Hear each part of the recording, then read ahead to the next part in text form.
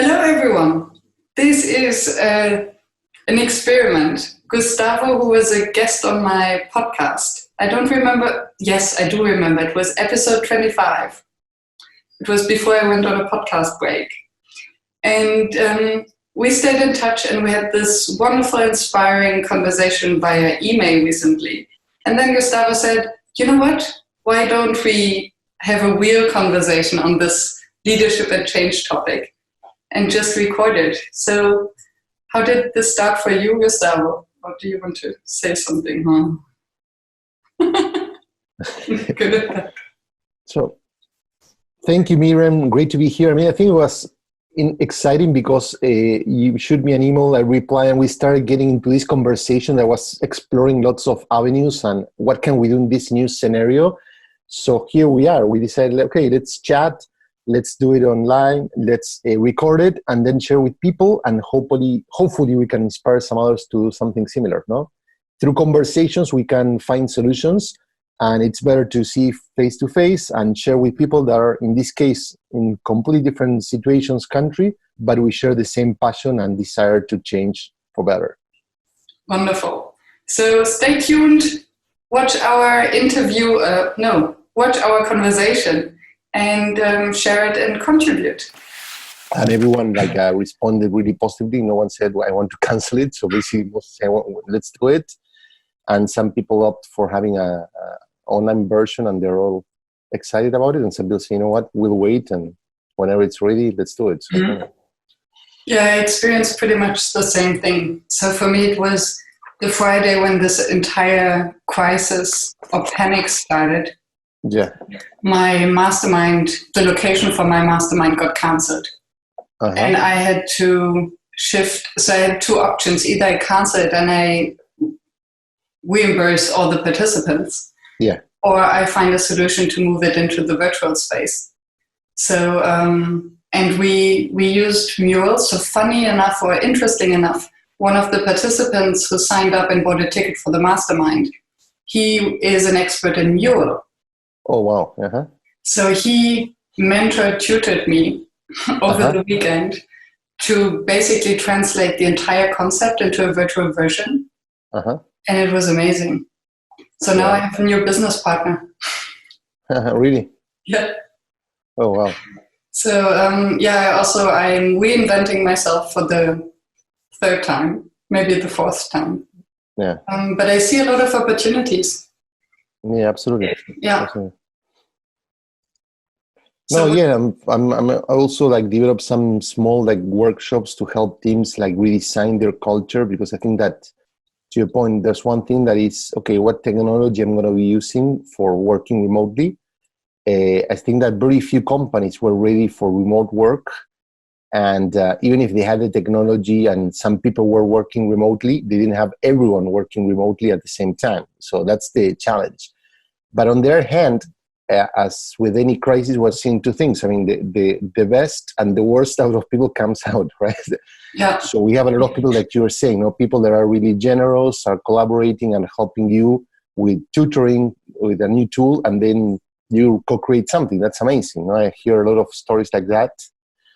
But then also, cultures, like team or company cultures that are not safe, they become even more toxic because of the distance. I mean, we have controlling bosses that like to be on top of people all the time, and now they can.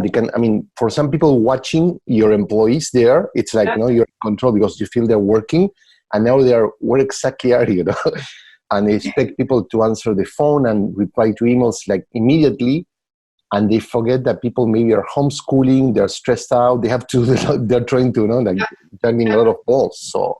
And what I hear, what you're saying is that there are different levels of maturity actually that a company needs, and it's a different sort of maturity you need in order to operate with a remote team, because you need to be based on trust. And I think that now is maybe the moment to rethink the concept of working 8 hours per day, or to reshift the hourly work in general, because we cannot control anyone being at home, and maybe it doesn't make sense anymore. So what if now it was the time to really think, okay, what is the output that we actually need to be produced with the work we're doing?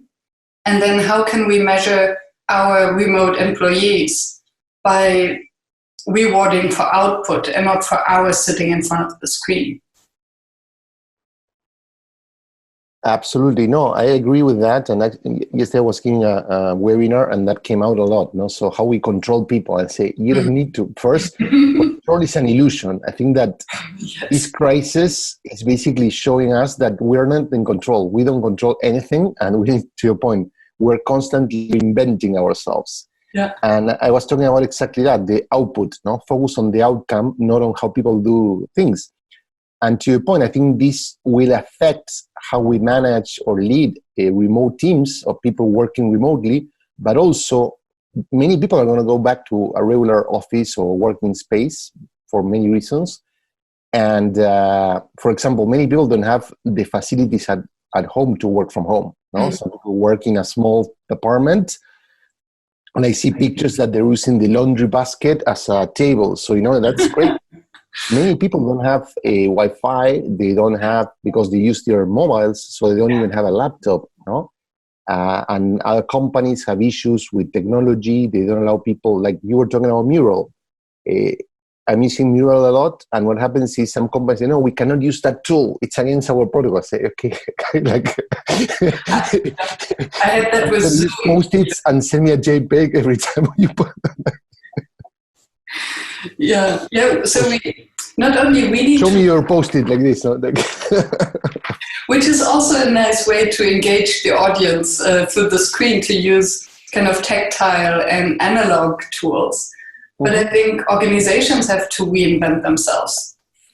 And as you said, the concept of power is very interesting now, because for the first time in history, nobody knows what's going to happen. So we have this collective uncertainty, and we have permission to be in this unknown together.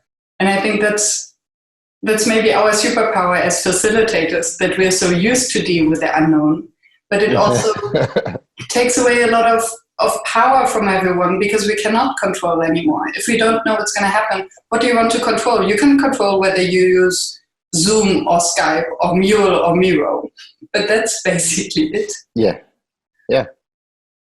No, that's a great point. I mean, I like the permission to be on this unknown. And I think that requires a lot of facilitation. No, a lot of people believe, no, now we're working. They expect people to work, like basically to transform overnight and become a remote team. No? Mm-hmm. And to your point, not only the constraints of technology, distance, lack of trust, and many other things, and fear, no? Because a lot of people are afraid of this. I mean, yesterday I was asking people, what are you afraid of? And it was like 100 people. The list was on and on. And I said, guys, we need to continue with the work. We have to stop writing.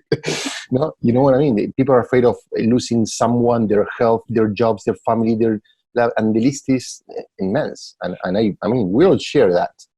But what I'm saying is, if we don't give ourselves, because I think that people, when I say people, I say the regular guys, like you and I and many others, are starting to give themselves that permission. And you and I probably are used to that, because that's what we do.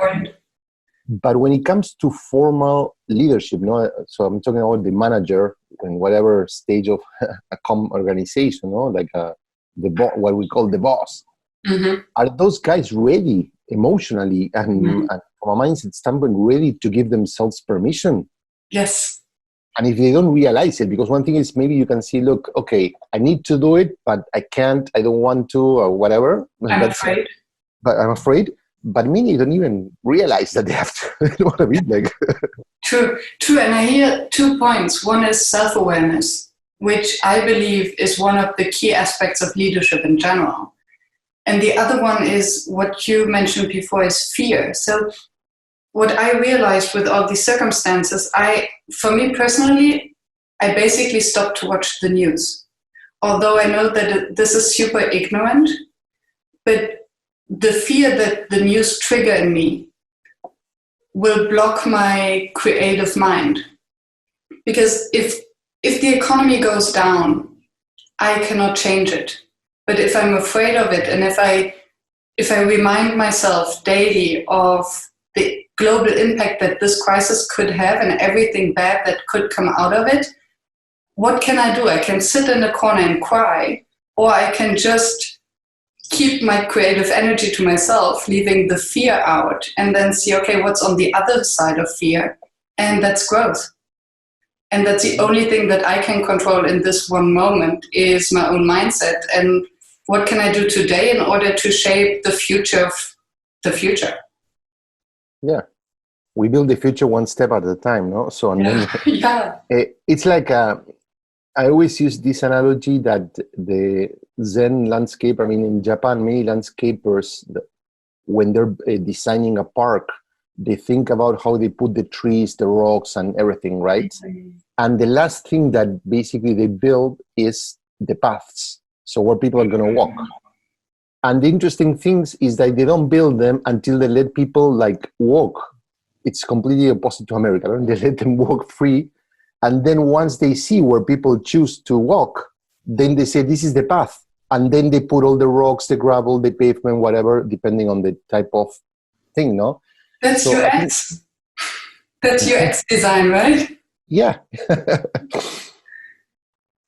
Exactly. So I think that this is what, I mean, if I were a manager, I'd tell some managers, no, why don't you remove yourself from the equation, take some distance and say, guys, have a hangout, a 1 hour call, whatever, start brainstorming and identify. I mean, many people maybe work remotely before, maybe they work remotely in our company. So say, what are the things that really help us to work remotely, which practices and which hinder us? Make the list and then boom, adjust. And then what are we going to try? Choose 1 or 2 things we're going to try tomorrow, boom, or today, boom. Good point. And, sorry. No, go ahead. And in this list also to see, okay, what are actually time wasters and what are time givers or time enhancers? Because I think many of the tools, we get so confused with all the conversations happening simultaneously that they might not be appropriate for the work we are doing.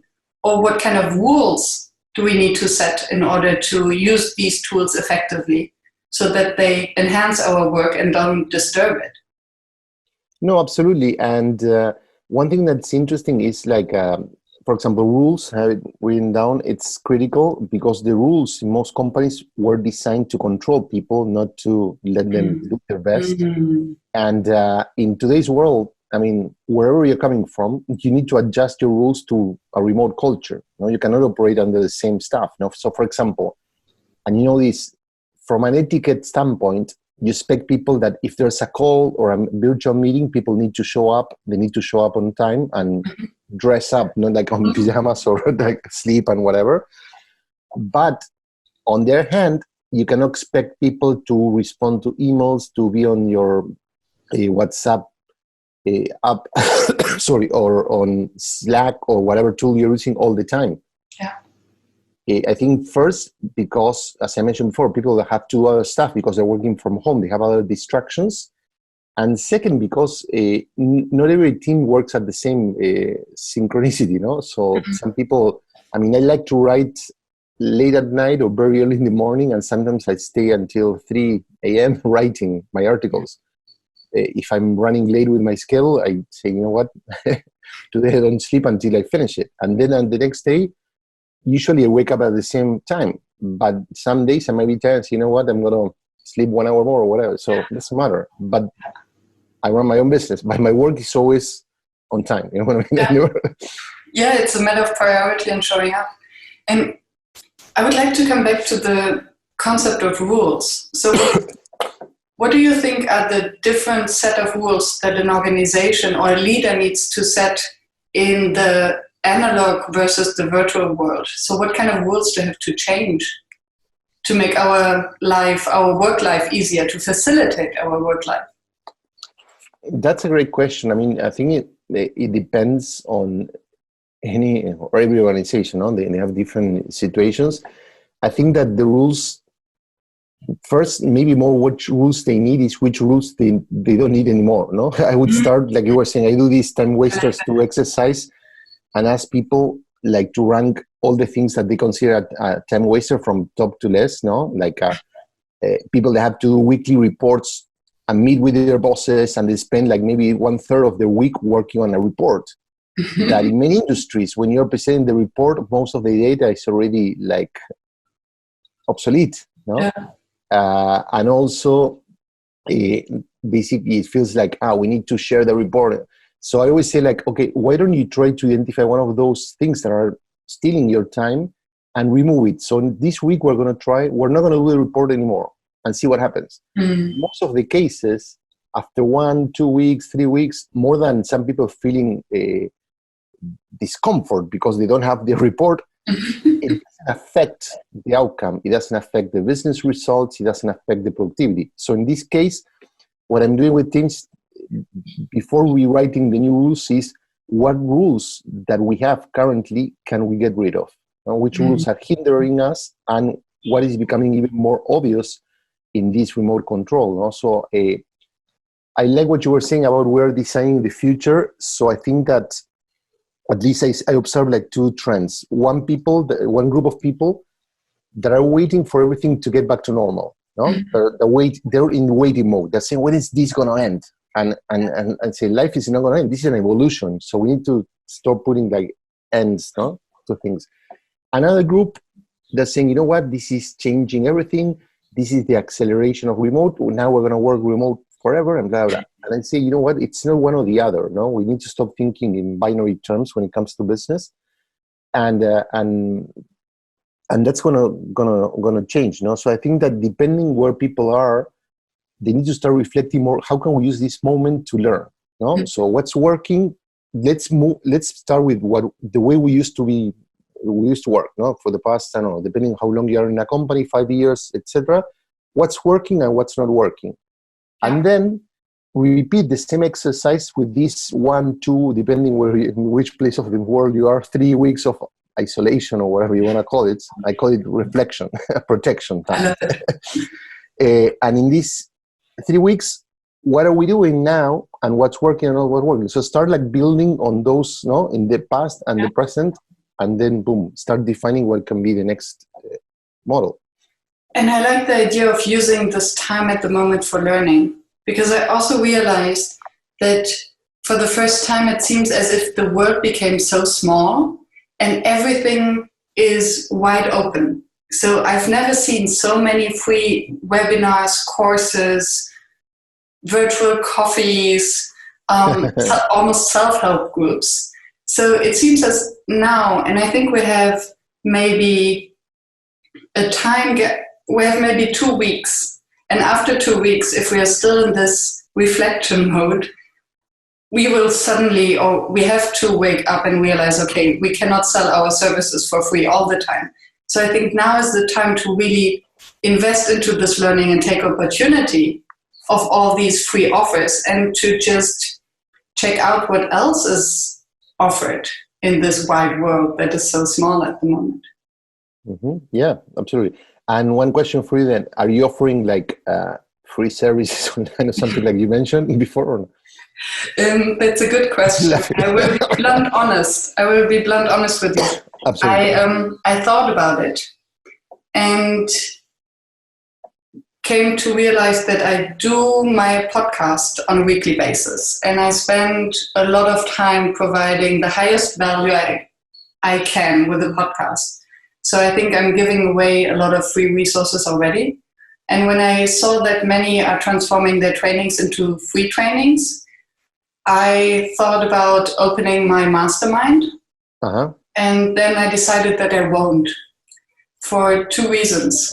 One is I think I'm decreasing the value of the product to those who either have purchased it in the past or will purchase it in the future. Also, I think that if I start giving away my premium courses, and this is basically, it's only 5 people, it's 4 hours, I'm in there, I put in a lot of brain capacity, so to speak, and so are my guests. So if I'm giving this away for free today, how can I argue that tomorrow I will charge for it? The second reason is, with the price tag, we also curate a group. So I ask myself, how much would I listen to advice that is given to me by someone who just randomly joined this free session? How much trust and respect will I put into these insights? Mm-hmm. And then I came to realize that if I know that I'm sitting around a table where everyone has skin in the game with money, then they will get more value out of it. And even if it's just a mental thing, that we value more what costs, I think for my products that I offer, they're worth a price tag. Yeah. No, that's, I mean, I agree. How about you? Sorry. How about you? In my case, to your point, I already donate a lot of my time and team time and energy because I write 1 or 2 articles per week. Mm-hmm. I do a newsletter every week that has not only the things I write, but I always share tools, I share articles and a lot of content that requires.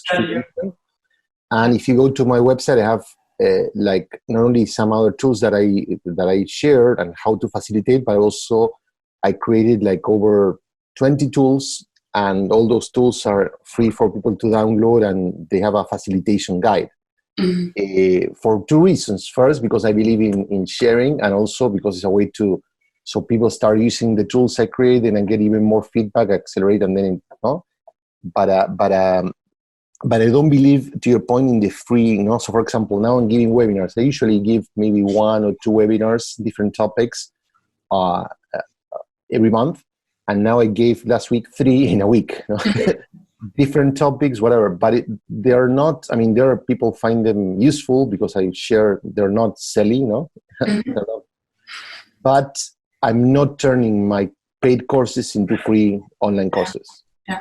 And I agree with you that first is like everyone needs to make a living, and also the quality of the product goes down and perceptually, so people like free things, but then they don't use it, So yes. I was reading an article yesterday, I don't know if it's a very reliable stat, but saying that people are signing up to, I don't know, 10, 20 webinars per week, but then they attend not even one, because everything, Coursera, I'm going to start studying classical music and yoga and a modern art and another language, everyone's like, and then they don't do anything, And maybe to this point, I can share my own experience. So I'm part at the moment of this virtual collaboration campus.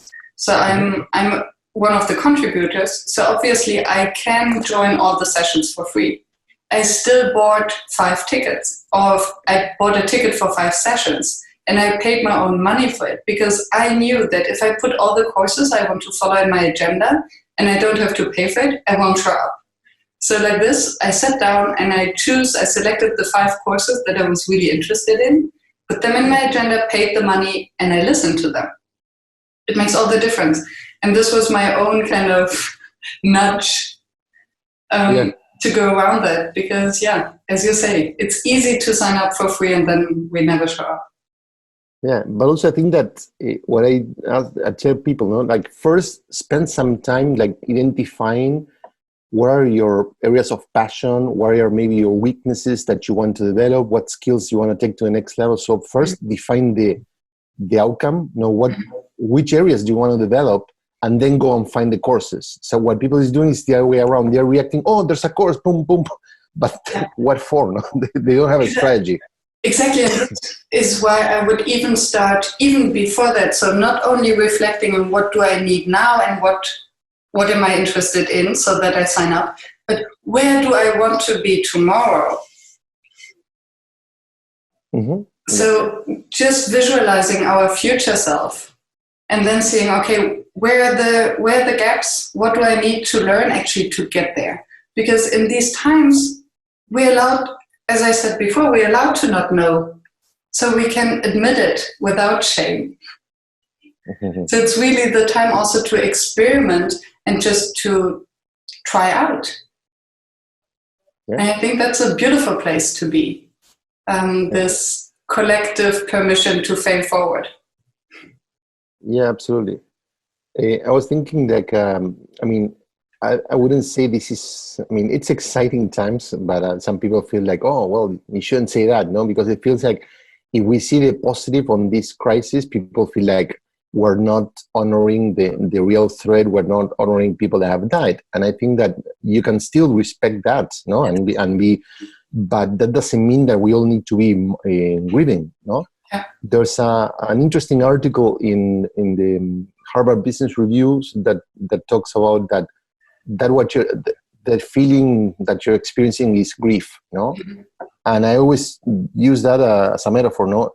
Loss, when you're people losing their office and now they have to work in a virtual environment, no? And the other day I was talking to an executive from a technology company, no names mentioned, and the CEO, it's kind of lost because he was used to having his huge office and people coming to his palace, you know, and now he's another little face in a computer. Wow, I haven't thought of that. Yeah, and people saying, "Hey, I'm going to share my screen," and he was saying, "Hey, what do you mean you're going to give me your screen?" So because it's funny, but we're not talking about we're talking about a affluent, high-paid executive in a multi-billion company. Okay, so it's fun, but it's not fun. So. There's a loss associated to every change, and now everyone's mourning, no?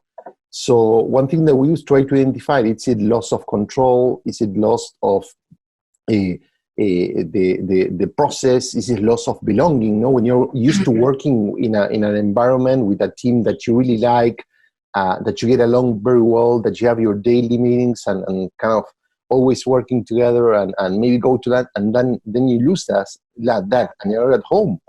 No, there's a loss there. So I think that we need to identify how that loss, emotional loss, is affecting the teams, give them the permission to, as you were saying before, not to address that and then reflect, but move on, no? Because we cannot stay in the mourning. So for me, it's exciting because I always like the doing something for the first time. That would be my superpower, if you may. And so for me, it's, oh, wow, this is great. And people are like, oh, no, I hate it. I hear you. And to come back to what you said about the excitement and grief. So in Germany, the tradition when someone died is that after you go to the cemetery to pay or to pay farewell, how do you say that in English? To say goodbye to the person. And afterwards, you go to a location and you celebrate. So the moment of grief then turns into this togetherness of looking into the future, having this person who passed away, carrying it in our heart, but sharing good memories. So I think, yes, it's exciting and people still suffer, and I think we can have both acknowledge the pain of some and still see the positivity of it, because I think neither the people who died nor their family members benefit from a total crisis. So we need this energy to build something together, and isn't, I think, the best gift we can give to those people is to use the opportunity to create something more meaningful and more beautiful in the future. Because this gives meaning to all the suffering. Yeah. And actually on that same, the guy, it's the author of this famous book on the 5 stages of grief. Mm-hmm. And now he's saying that he's thinking and adding, and actually he wrote a new edition of the book. His original co-author was a woman and died so many years ago. So he wrote this with permission. That's interesting, with the family, no, talking about grief, to introduce a new phase, and the new phase is meaning. And in the end, it's like, I always ask people, so instead of playing the victim role, which is saying, what is this happening to me? No, because it's about us. It's what am I going to learn from this experience? Yeah. So to your point, if people died, there's a medical benefit that doctors are studying how this virus affected them, and they're going to use that to create a vaccine or something. So it's like they have meaning, no? Their death has meaning, and we need to acknowledge that. But also, some people, even doctors, are sacrificing their lives to take care of those people that have a condition that is really hard to, and very contagious, very hard to deal with. But so the meaning is we cannot be complaining, when people are suffering. And so we need to be doing something with our lives to kind of celebrate those sacrifices. Yeah. Right? So what do you think could be the meaning, or how can we use this crisis to, what can we learn from this crisis in terms of organizations and our way of working? So this is your specialty, and I really love to follow your blogs and all your insights and thoughts. So I would be curious. First, I don't have the answer. So if you want this is what's going to happen, I don't know. So I think there are many questions to see. Well, I think the first most important thing I'm seeing is the power of collaboration. Mm-hmm. The human race is collaborative in nature. We're social animals. But I think that we lose that perception or that feeling in day-to-day struggles, because we are fighting for who gets the promotion, who gets the credit for the work done, and silly things. When you see this through the lens of a major crisis like the one we're experiencing now. And so I think that we are recovering the value of collaboration. Then there's another thing that it's breaking we cannot do that. No, we cannot work remotely. So it's a lot of fantasies. And now when you don't have an option, you just do it. Yeah. And when I'm coaching teams, basically I prepare teams for crises not like this, but basically my work is like becoming more adaptive, getting more comfortable with the unknown and all that stuff. No, so it's fascinating for me this moment in time, and I think it's breaking the idea of we cannot do it because people adapt. So when you're in a situation that's almost life-threatening, you find your way. So you find a better way. Other thing that you mentioned is about trust, and I think that we need to rethink the idea of trust. I like the notion of psychological safety, because trust is something between two individuals. You trust me, I trust you, and that's why we decided to improvise and have this call and see what happens. So let's do it. Yeah. Remember our exchange, and without any plan. But then the psychological safety is a feeling that the whole group provides. So it's not about the leader making the culture safe, it's everyone like creating a safety net so everyone can take the leap, jump, and say whatever, share their thoughts, ideas, without being criticized or that fear. So I think that we need to start thinking more about that. So how we create a safer environment. It's funny because it's ironic, I would say, more because it's not funny. We know that one of the first doctors in China to discover this virus was fired because he spoke up about the potential issue. Yesterday, I was reading the news, and a lot of doctors had been fired here in the US because they talk about lack of resources, they talk about the hospitals are not helping, blah, blah, blah. So those people weren't attacking the system. They were being open, and we need transparency. So transparency and psychological safety go together. And our reaction, like managers, whatever, is fire the person that speak up. And in a crisis like this, we need information, not silence. Yeah, and I think this comes back to this illusion of control that you mentioned beforehand. So they cannot control anything that is happening around. So the only thing they can control is censoring these people who dare to speak up in order to save more lives. So how can we create the psychological safety also for these leaders who have been trained for their entire career that they have to know the answer and that they have to protect the status or the visible, how do you call that, the surface? The surface. Mm-hmm. Yeah, because now you cannot do this anymore. I know. So they need the safety, they need to feel safe in order to trust their people and also to promote speaking up, because this can literally, as in your example, save lives. And in an organization, it's the same, right? You cannot fire an engineer just because he tells you that maybe there is a problem in the system and the airplane might crash. Yeah, but they do. No This names happened left. in the past. Yeah. No, absolutely. And I think that, sorry, I'm going to have some water. How can we create safety for the leaders? For me, there's a bigger challenge here, and I know many people are not going to like it, no? Especially some of those are clients of mine. I think that what this is showing us is that leaders are fading. And this is not just out of the blue. It's I thought about this a lot of times before saying it out loud now, which is we are living in a global society, not a global economy. We're living in a global society, which is different. Okay? And the leaders are not prepared to lead in a global society. So each country is trying to figure out how they solve their issue. They're closing borders, and many are doing that because it's a precaution, but many others are doing as a sign of, I don't want you here, right?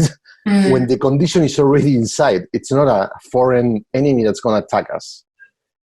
Second, and I always worry, you live in the European Union, and I always worry this Brexit thing. For me, it's the silliest thing I ever heard. First, because there was a lot of misinformation during the campaign and whatever. I'm not getting into politics, but basically common sense. We talk about the power of collaboration, no? So now the hashtag that trends every day is we're all in this together. No, we're all in this. Yeah, we're in this together. But one country that was part of a union and trying to bring more members and become stronger decided to, no, I'm going to play solo. In a crisis like this. Yeah. That could harm its population because you're not going to have the same access to many other places. So that's ridiculous, no? And once again, I don't know anything about politics. I'm not getting into that. I'm talking about from a leadership standpoint. You talk about self-awareness. We talk about psychological safety. We talk about collaboration. We talk about facing the unknown, adapting new technologies, and we can trust. We can keep with the list. Is fear, dealing with fear. Well, many of the leaders that are now, when I talk now, formal leaders, like senior executives in charge of organizations, they were not trained for those meta skills. They were trained for business skills, which maybe they are brilliant people, they're great designers. They know how to design an engine. They know how to run a financial P&L, whatever, and business strategy, innovate, whatever. But then when it comes to the meta skills that you need to run people, not a factory, they are clueless. And this crisis for me is showing that most of them are not ready to deal in the current society. Yeah, so it's basically a leadership crisis. And I would like to come back to what you said that really inspires me is the global economy versus the global society. And what comes to my mind where the struggle is now, the challenge is that the global economy has very clear defined roles and rules. So we know we have a monetary system, we have all these banks and institutions and multinational companies, and everything is basically in a huge network, and we know how it functions. And economists and heads of states have analyzed and studied how to manipulate and how to rule this global economy, whereas a global society is not defined by rules, but rather by anarchy. Because in this World Wide Web, everything is possible.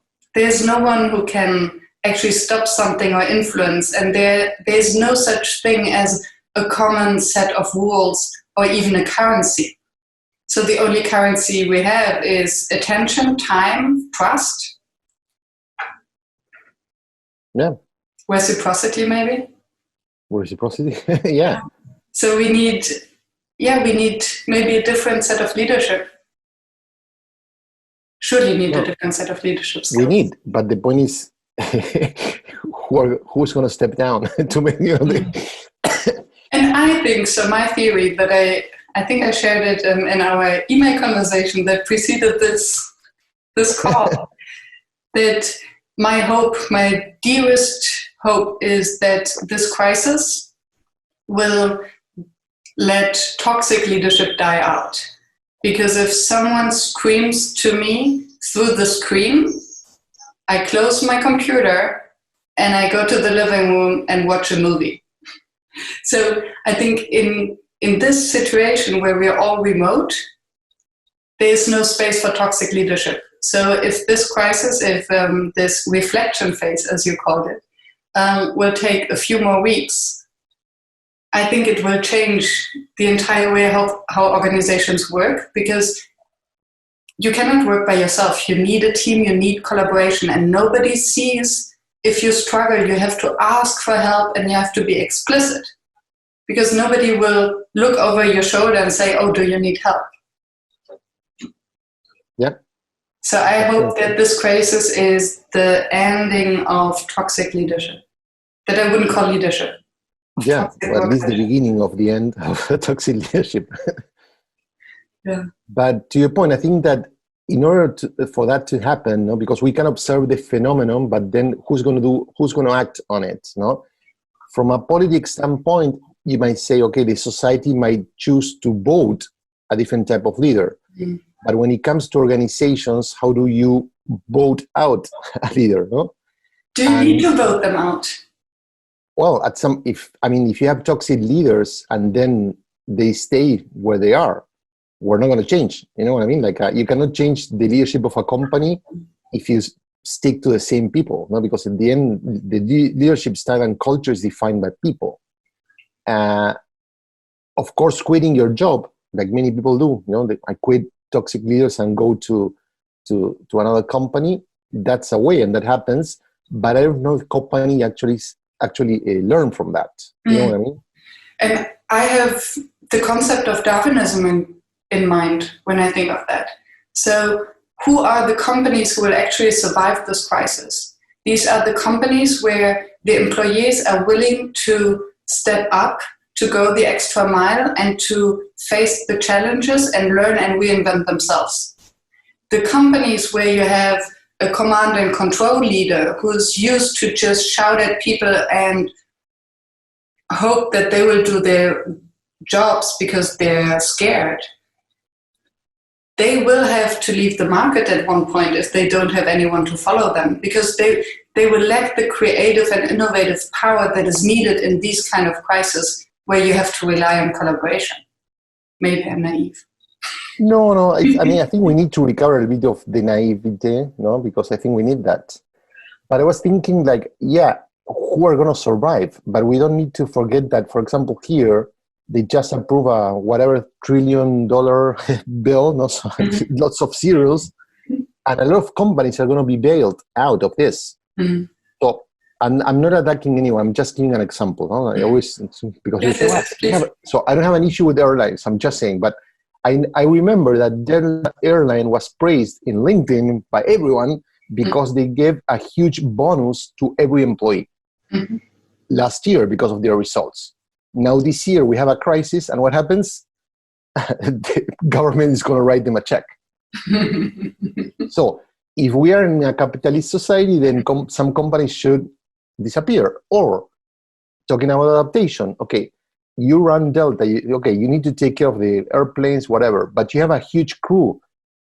Part of your business is hospitality. People are used to taking care of customer service, dealing with passengers, blah, blah. Okay, how can you repurpose those skills, and how can those people, if they want to, not forced to, help in a hospital, help in other areas of government where we need help?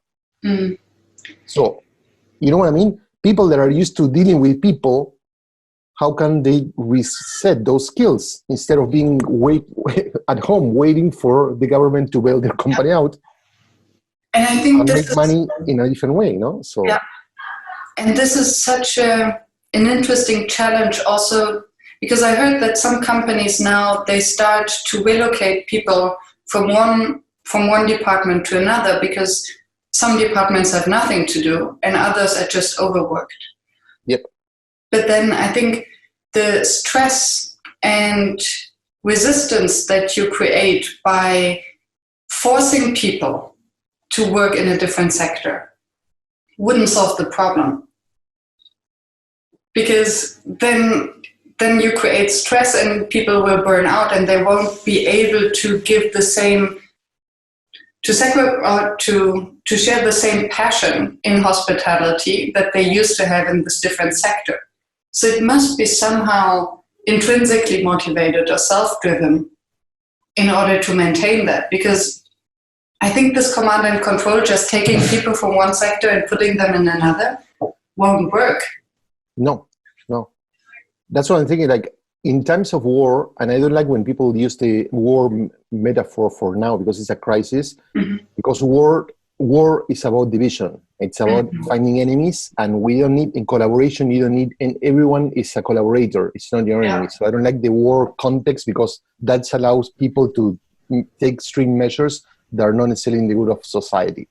Good point. But if we compare this, what happened during World War II, a lot of people take Europe, even in the States, they have to become a factory worker, they have to contribute and do.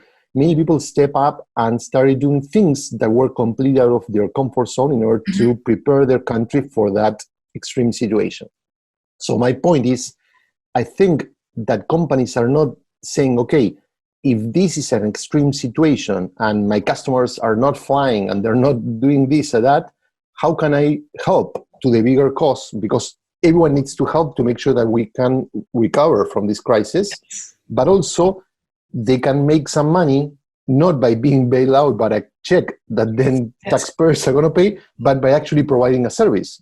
So it's like, okay, disruption is, okay, the context change, so how can I adapt what I'm good at, hospitality, taking care of people, efficiency, moving resources from one place to another, no? So how can airlines help, like, move merchandise, no? Toilet paper, hand sanitizer, faster.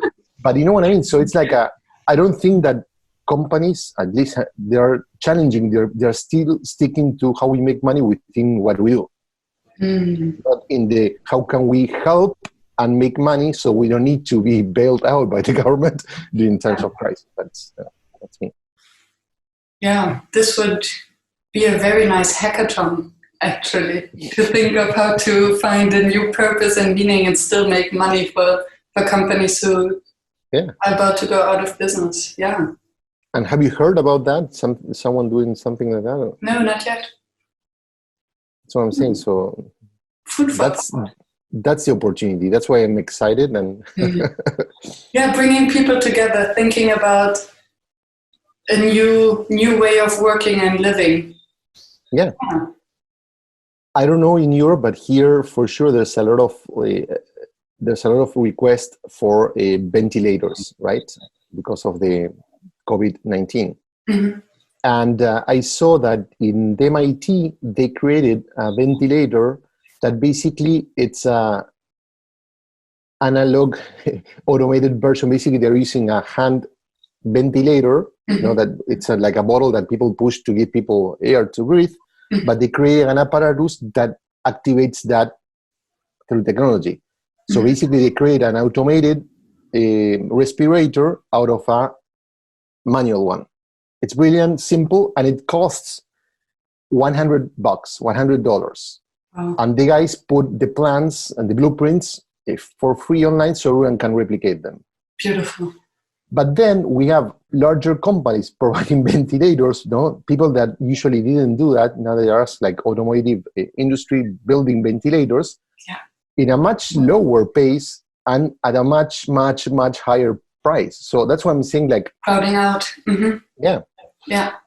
There's a lot of people that are trying to contribute with great ideas, but once again, the leadership is going through the traditional routes, going to a larger company and say, you manufacture this. People that are usually are not good at innovating within their own industry, how are they going to innovate in something that they don't know, like healthcare? And I think, and then this brings us back to the concept of collaboration. So how can these companies then join forces with innovative startups who have a lot of ideas, who are very agile, who are used to thrive in this environment? Then they can work together in order to bring ideas in, because the startups now, they are lacking money with the VC crisis. Yeah, of course. And the big companies could use a little bit of fresh air and innovative ideas. Absolutely. And I think that I love that because that's the spirit of collaboration. No? People always use these large companies versus startup versus, no, they need to work together. So if these guys have the creativity and they create a ventilator that's cheap, easy to manufacture, and these guys have the manufacturing capabilities, the quality control, efficiency, and many other, and distribution, well, join forces. So it's not one or the other. But what's happening is we have the guys innovating, working on their own without any support, and the guys that are tasked to produce something they don't know working on their own. And that's why another example of we don't have leaders. No? A leader is the one who says who has the best ideas, the best prices, and who has the best manufacturing quality, and put them together. And maybe we don't need a leader for that. We just need a sort of Tinder that matches startups with corporates. So just swipe left and right to see who has an idea that matches yours to join forces. Maybe I'm being silly now, but what I mean is we need a platform, we need a matchmaking structure, which is decentralized and where we can find collaboration in the most effective and efficient way. No, yes, I agree. We need that, but I think that when we are in a crisis like this, so talking about rules, we're talking about rules, it also affects how we make decisions. So I remember when I was analyzing Airbnb's culture, for the culture campus, I always do like different examples of companies. And one thing that happens is one of the founders identified that they need two types of decision-making process. So in regular times, everyone can make decisions. There's a lot of decentralization, But when there's a crisis, the CEO intervenes. And I think this is what happened today. You cannot operate under the same mode because, for example, he was talking about a customer that was raped or the money was stolen. There was a huge issue, and the company, through the regular channels, didn't take that, what seemed to be a minor issue, which actually was ended in a huge PR crisis. The CEO would have taken that on his own and acted faster and fixed it faster. So I think it's important also to think that the environment now is that of a crisis. So we need I wouldn't say top down, but we cannot need to move fast. So someone needs to say, guys, you two get together. Boom. That's true. And actually, now that you're saying it, I also see that, especially in this remote environment, we have this intrinsic urge to always look for a go-to person. And if nobody actually takes a decision, and we need a real leader, maybe not a decision maker, a formal one, but at least someone who leads, and gives a direction. Yeah, I think that we need to replace the term leader, because leader has this notion of someone's leading and the other people are doing it. I don't like that. From a accelerator of collaboration. I think that's the role of a leader, basically. How we create the culture, bring the people, and then make them collaborate, and that's the role. How about calling them facilitators, because they make collaboration easy. Absolutely. Absolutely, yeah. Wonderful. What are you taking away from our conversation?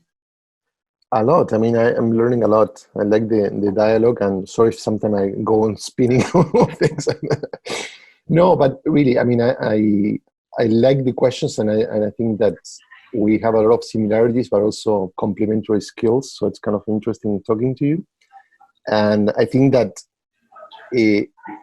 people need to spend time talking without an agenda sometimes. You know what I mean? Because I think that when we have I think that some meetings require a planned agenda, but sometimes if you know how to listen and how to participate, the dialogue actually takes care of itself.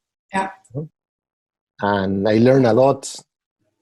Listening to you also, you encourage me to reflect, the back and forth. So there's a lot of interesting things that we didn't plan for it, and we ended with thinking leadership, and maybe leaders need to become facilitators. And yes, they should. So I hope you can share this with your audience, our audience, and people can maybe learn and also share their own experience. And maybe we invite other people to do the same, So pick someone and have a dialogue open dialogue, how you see the crisis, how you're dealing with it, and share it. And I see like what that. happens. I like that. So let's be the first to inspire a movement, hopefully. And I think also to invite those who listen or watch it to disagree, because I think there are many things that we said that we agree, but they might be controversial.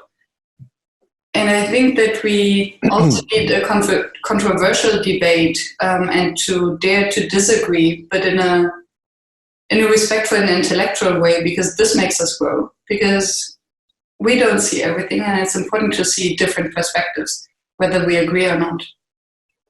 Absolutely, no. So constructive debate. So people chiming in, not just I don't agree, but it's more like, oh, what if, or I'm trying something completely different and it's also working. Because I think that when you're talking about what's next, what's the solution, there's no one single silver bullet. There are many ways, there are many solutions that are going to work. And maybe yours works now, and maybe in 10 weeks you have to change it, and that's perfect. Yeah. So assuming that we're going to post this conversation somewhere, if someone wants to find you, where can they find you? I'm everywhere because we're online. Well, people can find me on my blog. That's also the website of my company, which is liberationist.org. And if they want to shoot me an email, they can write at gustavo@liberationist.org or search Gustavo Razzetti on LinkedIn. And then from there, boom. Well, and what about you? Where can they find you? Workshops.work. 3wworkshops.work. I think that's the easiest way to find me. Or under my name, Myriam Hadnes on LinkedIn. Yeah. Okay. Wonderful. Cool. Thank you so much. My pleasure. I mean, I learned a lot. It was exciting. And I like that we exchanged a couple of emails. We got excited about, and we say, let's have a conversation, and without any plan, and we did it. And for me, at least it worked, and hopefully it can inspire some other people to learn from us, but also to do the same. So yeah, this would be nice. Yay, the beginning of something. Exactly. That's the way to do it. We're facilitating new experiences. Absolutely. Okay? Wonderful. Awesome. So take care, Myriam. Bye-bye. Thank you, Gustavo. Bye. Bye.